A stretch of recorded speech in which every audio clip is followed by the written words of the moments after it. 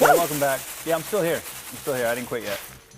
Unfortunately. Today's Halloween, folks, and that means Thanksgiving and Christmas are just around the corner. That's right. Now, before we get into all the great food we're about to eat, for a lot of you this time also means one word: stress. I know that means that to me. We obviously don't want that this time of year, so we brought a therapist, Lakita Brooks. She's the CEO and founder of Therapytopia. Welcome to the show. Good to see you. Yes, thank you all for having me today. Definitely. Okay, so let's dive into, there was a survey that revealed some interesting statistics. Tell us about that.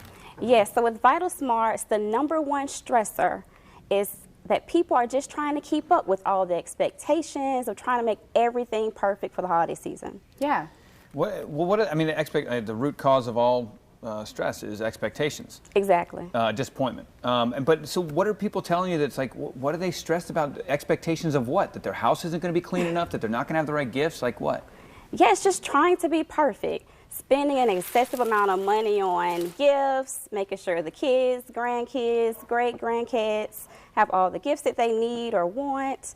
Also, like you said, house cleaning, because if you haven't cleaned in a whole year, then it would be kind of tough. Yeah. The cooking, the baking, family members coming in, and let's not forget family dynamics and relationships. Definitely. Now, that's a big one. And the other thing is that, and I know for me growing up, a big thing was always we wanted to like keep up with the Joneses, if you will, or what everyone else was doing. That's a common feeling around the holidays, though. It definitely is. And that's why it's very important for people to practice self-care during this season.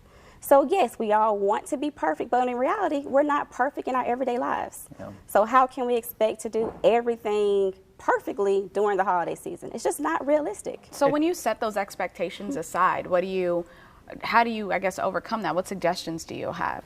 Number1 is remember the meaning behind the holidays.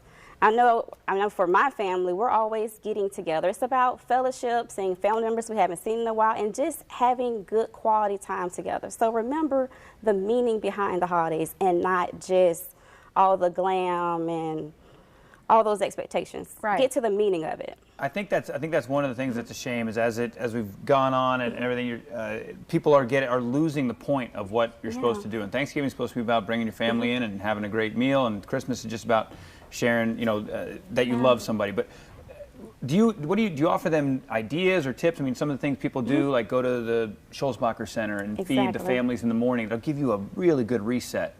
What do you tell people to do to change that dynamic?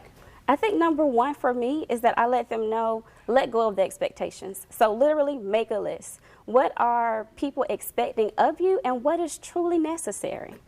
Like what are those things that might be traditions that you've always done, or maybe you might want to have a ham, turkey, whatever is necessary, focus on that. Also think about what is it that only you can do. Everything else can be delegated to someone else, or it just doesn't need to get done. See, and I think that's a big obstacle for a lot of people is giving up that control to let somebody else take care of things.